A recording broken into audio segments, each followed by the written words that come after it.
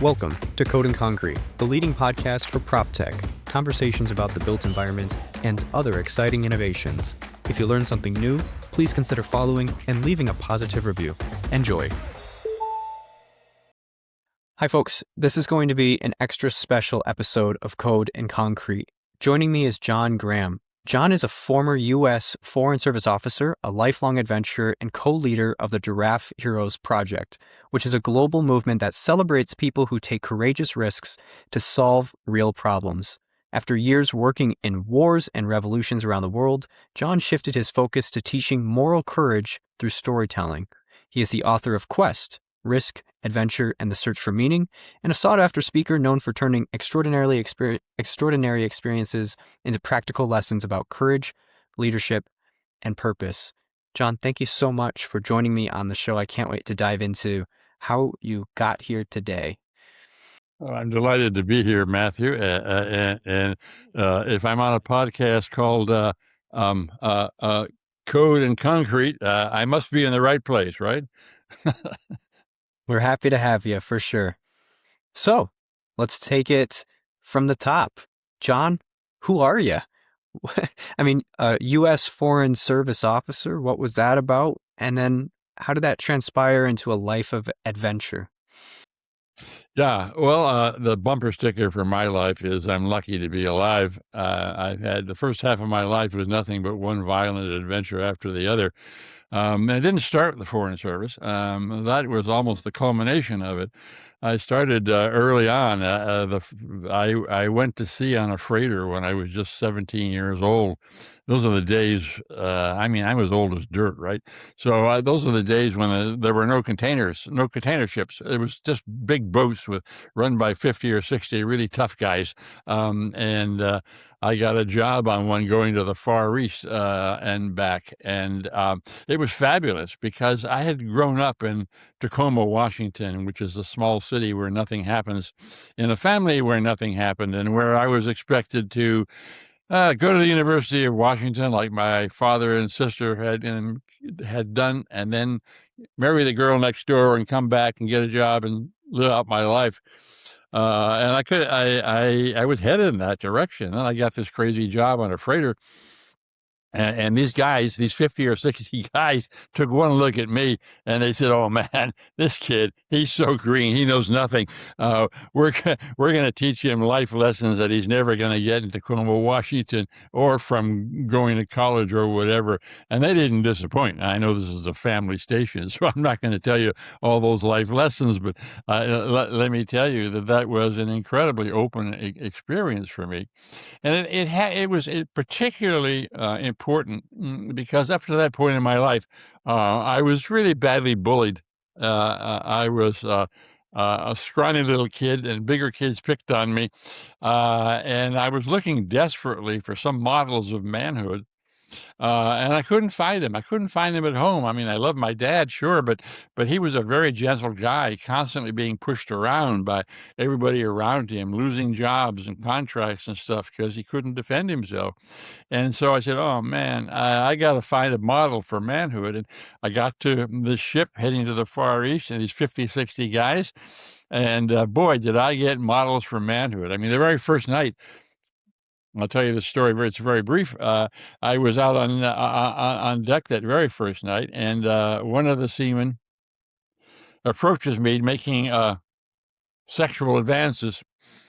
And another guy, a huge black guy named Roy, he must have weighed 250, 260 pounds, grabs this first guy, slams him up against the bulkhead, beats the shit out of him, and cusses, a remarkable stream of cussing. I never heard cussing like that.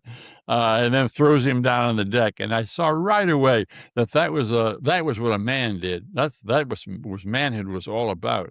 And that was the beginning of a whole early life based on physical adventure. I mean, adrenaline became my drug of choice, and that trip to the Far East was just the beginning. A year or two later, I was hitchhiking through the revolution in Algeria. I was hitchhiking in Europe after my freshman year in college, and I see in a newspaper that there's a war going on in Algeria. The rebels are trying to take the country back from the French.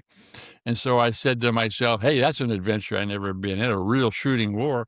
So I hitchhiked down through Morocco and stepped across the border into Algeria.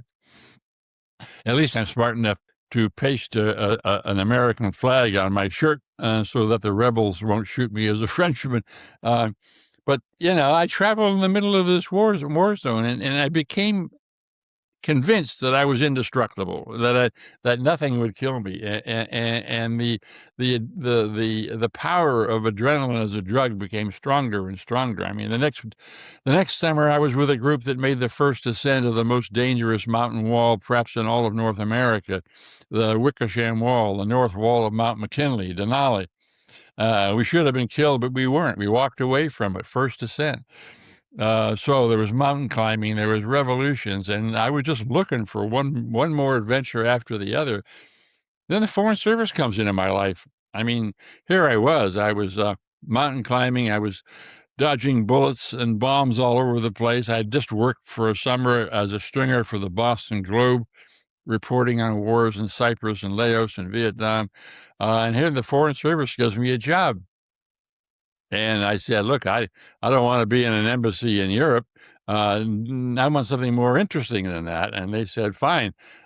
So I began a Foreign Service career where I never did enter an embassy in Europe and wear striped pants or anything like that.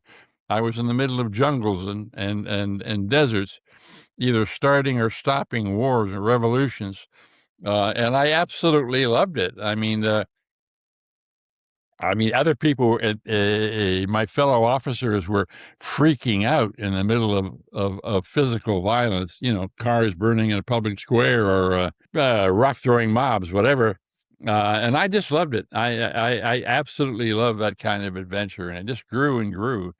My personal heroes became people like John Wayne and, the other action heroes of the day. They were my heroes, and I thought that I'd found the meaning of my life through adventures. And by then, by the way, having road crew in college, I'd put on 35 pounds of muscle or so.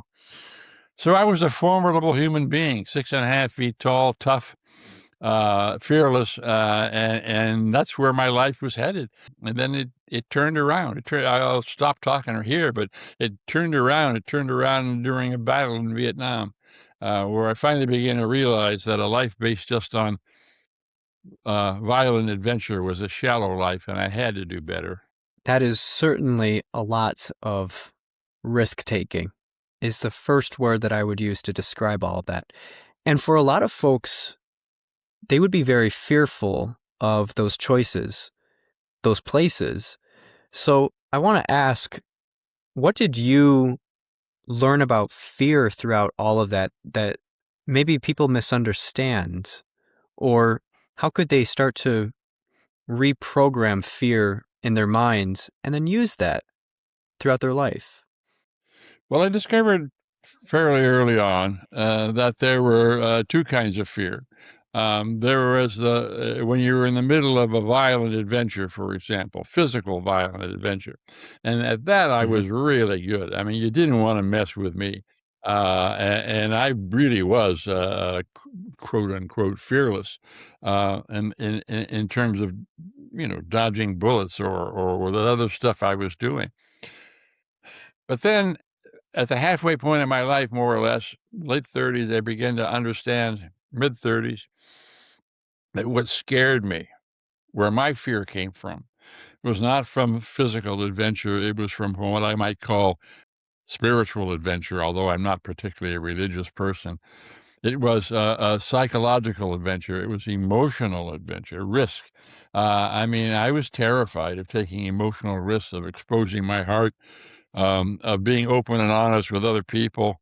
All the things that make a complete human being, Matthew. I was scared to death. I would much rather face down a Viet Cong or a KGB agent than talk to someone where I might be feel socially inept. And so I began to realize that that the kind of courage that I needed, I didn't have. That kind of courage I needed to get, and I gradually found it. And I found it through re-examining the meaning for my life. and understanding that it didn't come from physical adventure. It came from, if I will, these emotional, psychological, spiritual adventures.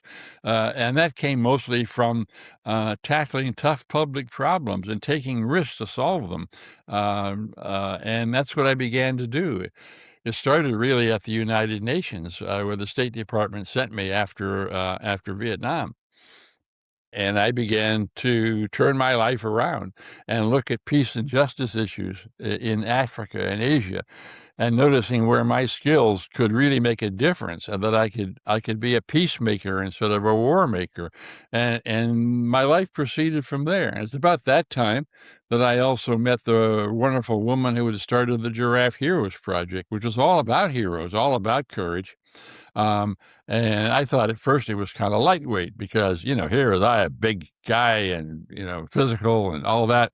And here was this 5'2" woman who was telling stories of heroes, hoping to persuade people to use these examples of heroes to become heroic themselves.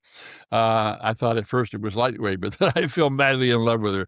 And Ann and I have been married and business partners in the Giraffe Heroes Project ever since. It's now been 44 years. We can talk more about the Giraffe Project. I'm sure we will. But that was the segue of where my life went. It was down into a pit that seemed bottomless and then crawling up the other side.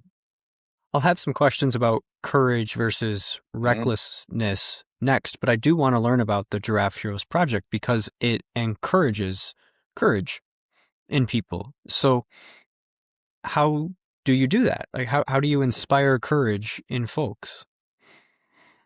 We do it the same way that people have been doing it for 100,000 years. I mean, Neanderthals dancing around the campfire, cultures have understood forever that if you want people to be heroic, you don't preach at them, because that never seems to work. What you do is provide role models. And that's what cultures have understood since the beginning of written history. I mean, it wasn't just Neanderthals. I mean, what do you think the troubadours were doing in the Middle Ages? They were telling the stories of heroes, Lancelot, etc., King Arthur, in that way inspiring other people to say, hey, I could do that too. Well, that's what Ann discovered. Ann Medlock, who started the Giraffe Heroes Project. She understood that if you wanted people to be heroic, you had to tell stories of people who were already being heroic. And so she set about finding these people. It wasn't hard. There are all kinds of people that are heroic. You just never hear about it. You never hear their stories. And so Ann determined to basically set up a whole broadcasting network based on telling the stories of heroes. And she did that for her living room on Central Park West in New York City. It was an amazing act of personal courage on Ann's part. But it caught on. It caught on, and we met, and I joined her, and within a year or two, we had a wonderful story in the New York Times about the Giraffe Heroes Project, and it was onward and upward from there. It's been 44 years now, and we've told the stories now of over 2,000 people, and all of them are doing brave things to make their world a better place. Obviously, they're men and women. They're. I think the youngest might have been 11 years old. I think there was one that was 100 years old. They're every color in the rainbow. They're from all kinds of countries, and we tell their stories. And in that way, just like the Neanderthals around their campfire, we got inspired other people to stick their necks out too. 44 years, we've invented a schools program and schools all over the English-speaking world and Spanish-speaking world now, teaching kids to develop lives of courage and compassion, helping them do that. I've written 3-4 books all on that same central theme of basically teaching courage. How do you be brave, and what are the role models for doing that? And I know you're going to ask me next, how do you do that? We can say, I'll shut up for now, but I mean, that's what we do. And we've done it for 44 years. And I think we've inspired hundreds of thousands of people to get off their butts and see what's going amiss around them. Could be a community issue. Maybe there's a polluted stream running through their community. Could be a company issue. Maybe your company's doing something unethical, and you need to put a stop to it. You become a whistleblower. Maybe it's a government officer who's, in my point of view, there are lots of people that fit that description these days, government people that are ignoring our Constitution and our laws, and someone's got to put a stop to it. And so there are all kinds of ways to be a hero. And we tell the stories of people from all walks of life being heroes. It's a very simple strategy. I don't know. From the beginning of recorded history, this is how people have done it, and we're just following in their footsteps. Well, it's very important to inspire courage in people. I wonder, has anyone ever taken it too far? In the beginning of your life, you were describing some of the violent adventures that you were going on, and some might describe that as reckless. So as you talk to people about being courageous, how do you ensure that they are also being considerate of the risk that they are taking on? Well, I haven't mentioned this yet, but one of the things I've been doing now just for the last year, I'm getting great pleasure from doing it, is I started a series of short form videos now up on TikTok and Instagram and YouTube. And the title of the series is Badass Granddad. Badass, all one word, and Granddad with 2 D's in the middle. And they're just 3-minute segments. The first 2 minutes is about one of my wild ass adventures. That gets people, especially young people, leaning forward saying, who the hell is this guy? And then I pivot and I start talking about whatever led me to do that particular adventure. And then I offer some life lessons about courage, about perseverance, about trust. And I do it having told my war stories in a non-smarmy way that people really get. And I now have something like 110,000 followers, which people tell me is pretty damn good in a year. So I have I have that, and at the end of most of my broadcasts, I answer your question. What do you do, and can you go too far? Well, I tell my listeners, as Badass Granddad, I say, look, as far as I'm concerned, risk-taking is an essential part of life. And if you try to live your life without taking any risks, you're going to live a life that's boring and ultimately inconsequential. And I use that word, and I'm criticized for it. Who the hell do I think I am? And I do it advisedly because I do think risk-taking is important. But then I quickly follow it up by saying, look, if you're going to take risks, be sure you take smart risks and not stupid ones. What's a smart risk? A smart risk is one where you're informed and aware. You know what the hell is going on. You know what the opposition is. You've done some homework. You're not flying blind. That's important. Second thing is to make a plan if you have time. Sometimes you don't, but most of the time you have some sense of making a plan. How can I approach this risk? What's the best way to do it with best chances of success? Form a team. If you need help, find that help. That could be anything from forming a work team to joining a demonstration, but finding a team and getting the contacts you need. Fourth thing is to take stock of your own skills and resources. If you're really good with math, for example, then maybe the risks you take are risks that have to do with the scientific engineering stuff, like blockchains, for example. You got to have a certain sense of how to work with figures and technology to do what you're doing, Michael, in terms of working with blockchains and AI. Okay, but on the other hand, if you've been born a natural musician, maybe the risk you take would be developing a life as a musician and taking the risk you need to take to make that profession real for you. So anyway, you take stock of who you are and what you use the skills and resources you have. And the last thing I think maybe is the most important is you need to sit back and take a hard look at what the benefits of the risks are if you succeed. Weigh that benefit and then weigh the odds on you receiving that benefit. In other words, of your risk succeeding. Then the next thing is to look on the opposite side. What is the worst that can happen to you? Okay. And then what are the odds of that worst case scenario happening? So then when you have this data in your head, You can make a much more informed decision. Oh, man, I think maybe I better not do that because I think maybe that falls into the area of stupid risk. And badass granddad is telling me to take smart risk. And okay, that's not a smart risk. So I've done that in my life, and I advise many other people, including all my followers, on badass granddad. That yes, you have to take risks. You absolutely have to. Otherwise, it's like a fine Swiss watch with no hands on it.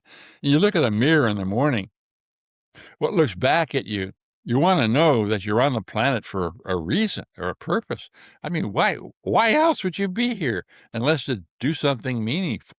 I mean, like I was 60 years ago, stuck in Tacoma, Washington. What was I really just going to go to the same college my dad went to and then marry the girl next door and find a job with the neighbors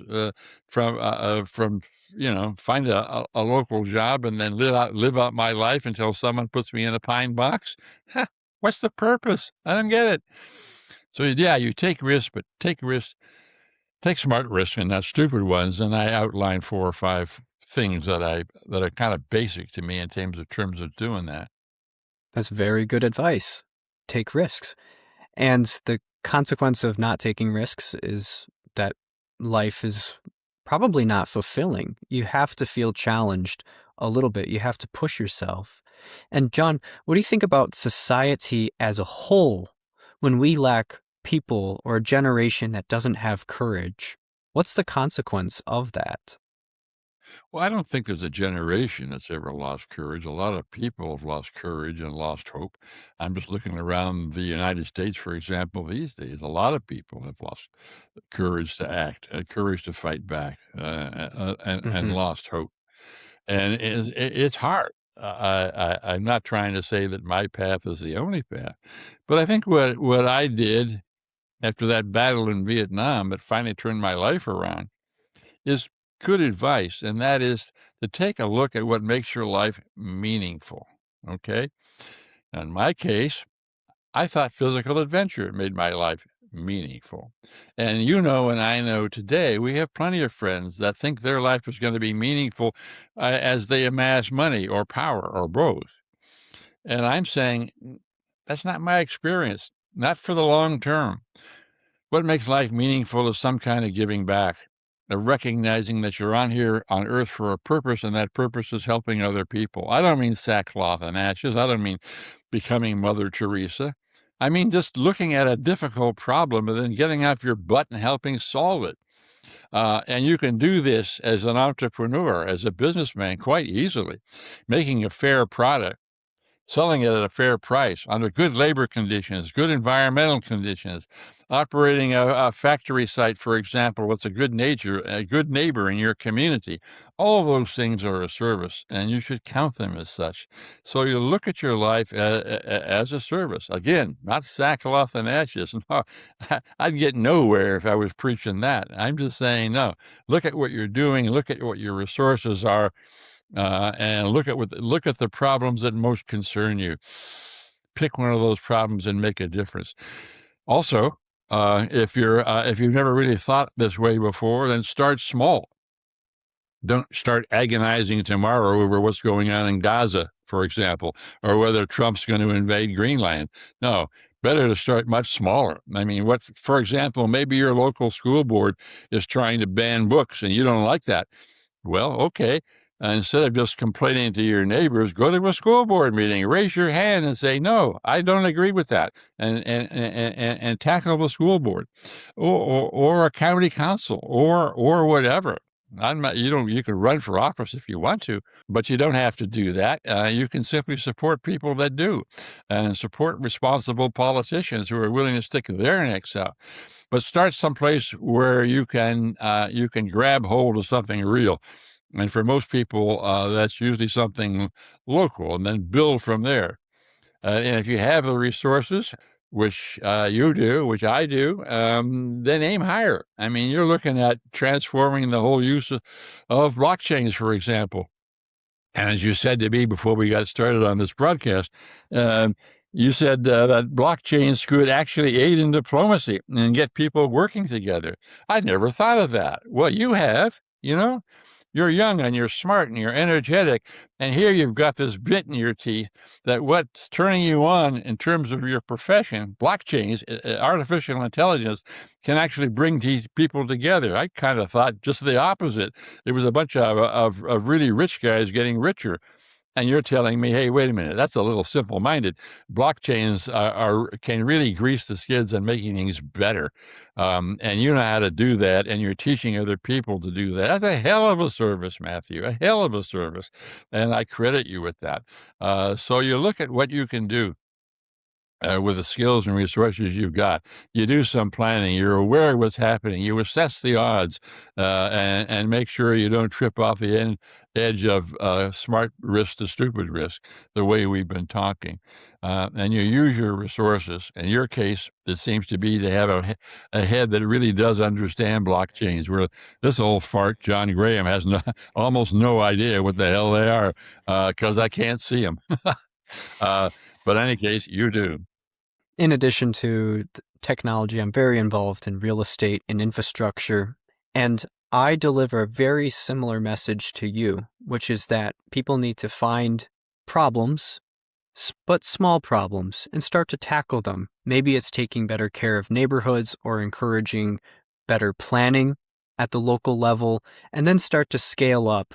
This is very relevant across the US now, where data centers are being developed. And it has consequences for the neighborhoods around that, where it's using fresh water, it's consuming energy. There's all sorts of pollution. A good way is to go to a board meeting, city board meeting, and say, we don't want this in our backyard. Or at the same time to say, we want to see more funding for affordable housing. There are ways for people to get involved. You don't have to redevelop our entire cities. And infrastructure is very meaningful to me because it's invisible. We appreciate it when it works, or actually we don't really appreciate it because it already works. You only recognize when the power is out or the water isn't running that something is wrong, but by then it's a little too late. So I think that's one of the things that we need to pay a little bit more attention to. I want to shift gears to civic activity. Go ahead. I just want to add, and I'm glad you brought up real estate. I'm glad you brought up real estate, because that's an ideal place to make a difference. I mean, here on my island in Washington State, I mean, I live near a village of 1,000 people, and some people are trying to build a block of low-income housing, just 12 houses, and there's all kinds of NIMBY pressures not to do that. Well, you got to show up at a planning board meeting, as you say, get active, talk to people, build trust, do what you have to do on a local level. Right. I'm sorry I interrupted you, but No, it's a perfect example, and folks need to recognize that they do have that power. I think they're a little afraid to start, but you take a step, and very true to the idea of Giraffe Heroes, when you take a step, someone else is probably going to be inspired as well, because we're all looking for role models. So if you don't see any, that's probably an indicator that it's time for you to become the role model in whatever industry. Yeah, well said. Well said. And I think you're a great role model for doing what you're doing. I love what you just said about housing and community. You're absolutely right. And most people are just complaining about it, On the left, oh, it's those damn NIMBYs. And on the right, those people just, they're overeducated East Coast people, don't know what they're talking about. Whatever. I've seen that happen in my own county here in Whidbey Island, and the answer is even if it's slow and painstaking, to start building trust. Hell, I've waded into some fray where the opponents were so fierce there was no hope of addressing the issues initially. But, you meet these people in the grocery store or the car repair shop or something, and you have a few minutes. Well, hell, talk about something where you can establish some trust. In my case, that might be asking about their grandchildren, or complaining about the Mariners pitching, or the fact that the Mariners didn't get to the World Series, or whatever. Something I know we agree on, and start from there. I mean, Hmm. you build trust where you can, often at a local level, and then expand from there. Because the same thing that builds trust to you and your neighbor, where you don't agree, for example, on a low-income housing project, the same thing that builds trust there, which is patience, starting small, and really listening. The same thing that builds trust there is what builds trust wider, and the same thing that will help us mend this country together. We're now so polarized as a country; it's so hard to even talk to each other. Well, we got to start someplace, and I'm just saying, start where you can reach. As my wife Ann says, you pull up the corner of the rug you can pull up. You start there. Makes sense. Well, let's shift gears to civics and diplomacy. You seem to have a lot of experience here. So what was your story shifting gears out of the violent adventures and starting to get involved with a more civic sense? What were your lessons from that over the years? And some good stories, because it Well, as sounds I like you've said, sir, engaged a lot of different countries. oh, I have. As I think I've mentioned a couple of times without any explanation, that the turnaround for me happened in a battle in Vietnam. I was over in Vietnam because I asked the State Department. I went over there as a volunteer. I mean, I never wore the uniform. I went over there in a civilian job, which is sometimes doing some pretty nasty stuff. I told the State Department to send me to the most dangerous place they had, and they did. I was the advisor to the mayor to the city of Hue, a small city right next to the DMZ that separated North Vietnam from South. Very dangerous place to be. It was great. I mean, I loved it. I loved the adventure of it, even though I could have been assassinated or blown up any single day the year and a half I was there. Uh, but then I slowly began to realize, when the North Vietnamese attacked in 1972, most people forget that while Vietnam fell, for us anyway, in 1975, it almost fell in 1972. The so-called Easter Offensive, when the North Vietnamese rushed across the DMZ and tried to take the country from the north. And they all but surrounded Hue, where I was.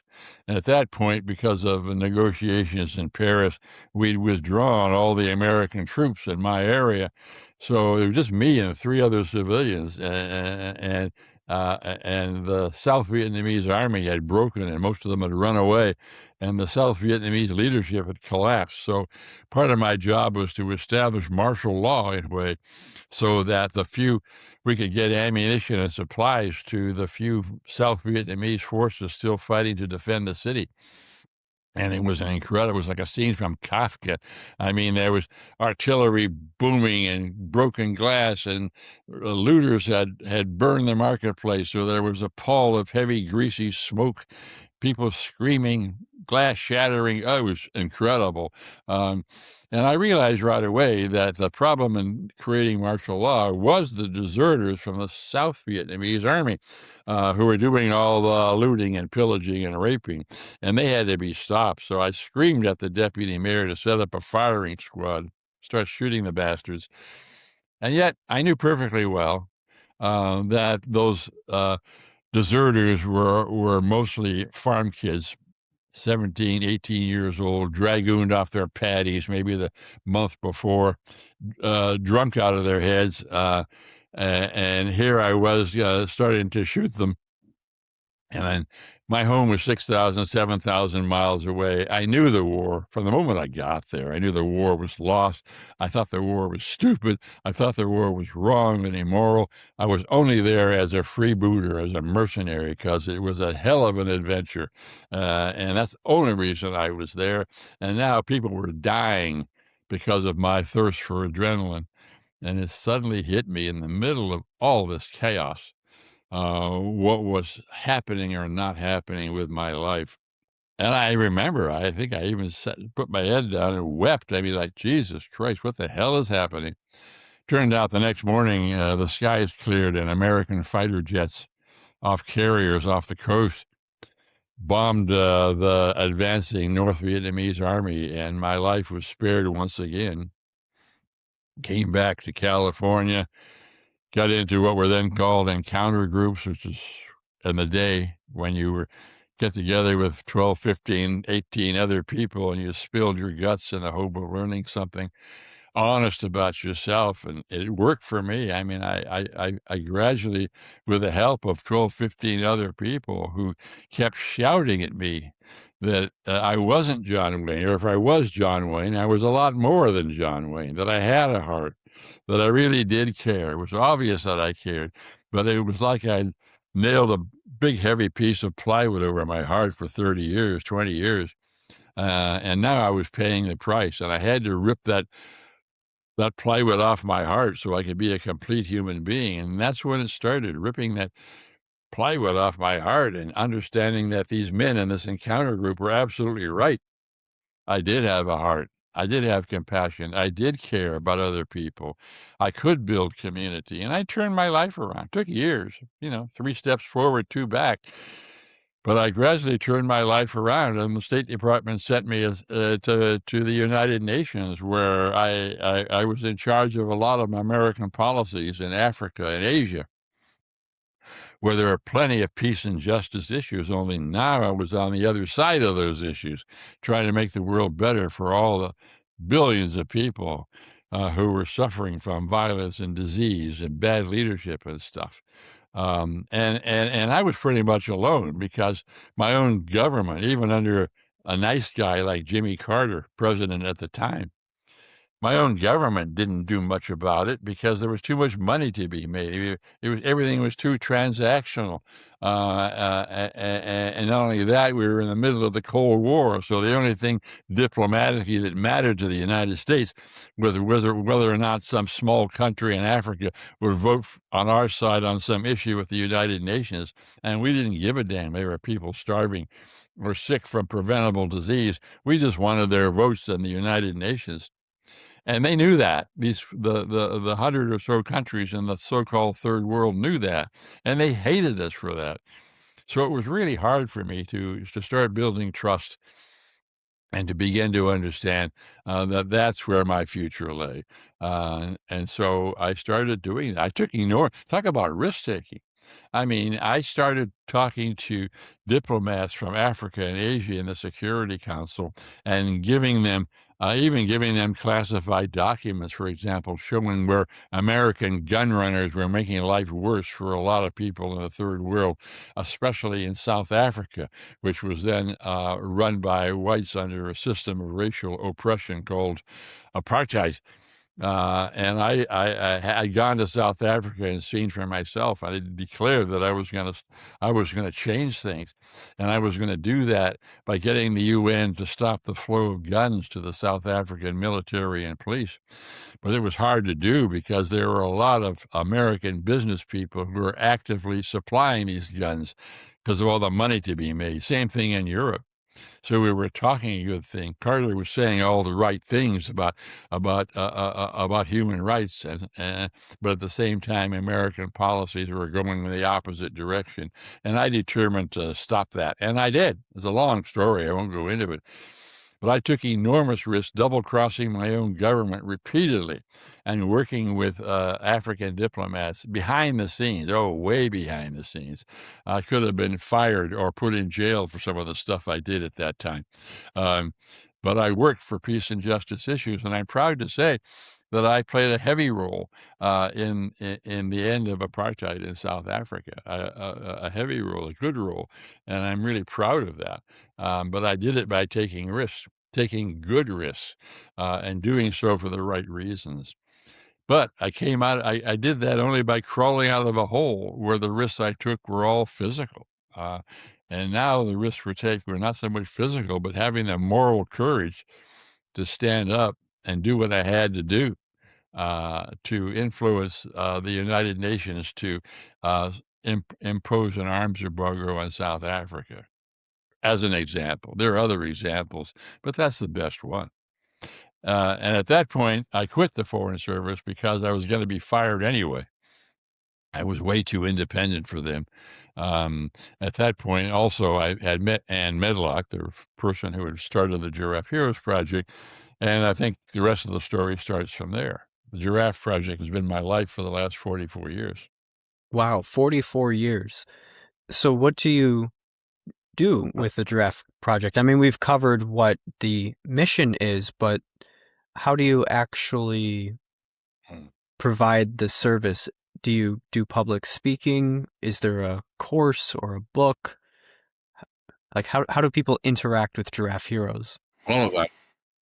All of that. The most basic way is to simply read the stories of the people that we find and honor, like 2,000 of them now.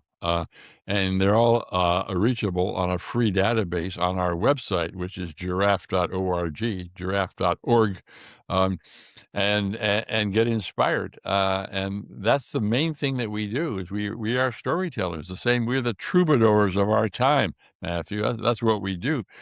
Same time, we operate a schools program for kids, helping them build lives of courage and compassion.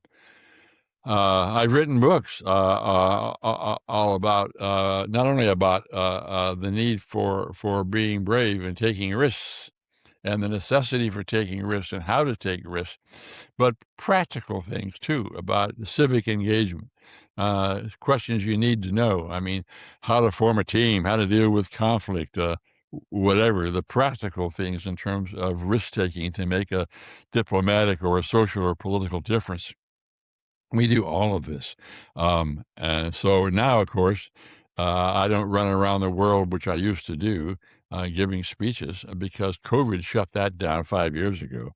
And now at 83, I don't want to do that anymore. I hate getting on airplanes, and I don't have to because Ann Medlock and I, my partner, are getting pretty darn adept at social media. So we do it all on social media. We do it all on a variety of social media platforms. We write books. I have a blog, a political blog, in which, by the way, my current project is writing a long piece on artificial intelligence. And we do everything we can, but all oriented toward getting more and more people to stick their necks out to solve problems, and then giving them whatever tools we have to help them succeed in doing that. I don't know if that answers your question, but the answer is It does. the strategy hasn't changed 44 years. The strategy is the same, moving people to stick their necks out. The tactics change all the time. Now we're on Right. social media. When Ann started 44 years ago, she was telling stories with fax machines and vinyl records set to radio stations. Now it's much different. Tactics change, Wow. but the strategy hasn't changed. That's incredible just to imagine. And it's very cool that you got to see all of the technology change over the years. And yet the principles stay the same, which I think demonstrates the value of them when something is so persistent. And I guess that's because people are always going to have this battle with courage. There's always that conflict of, some call it good versus evil, or democracy versus tyranny. It's always going to exist. So people are always going to need to bear some responsibility that they're uncomfortable with. It'll never go away. Never ever. So you'll never be out of a job. That's for sure. Lots of stories on Giraffe. So I will have links to your site, Giraffe, and your social medias that you mentioned in the show notes where people can check that out, read about the stories, and hear about your own stories. I know that you have lots and lots of videos full of wisdom, little snippets, which are probably easier to scroll through than a 45-minute podcast. But it's really great that we've been able to have a long-form conversation. We need more of that. We need more courage. We need more people thinking about what makes the world go round.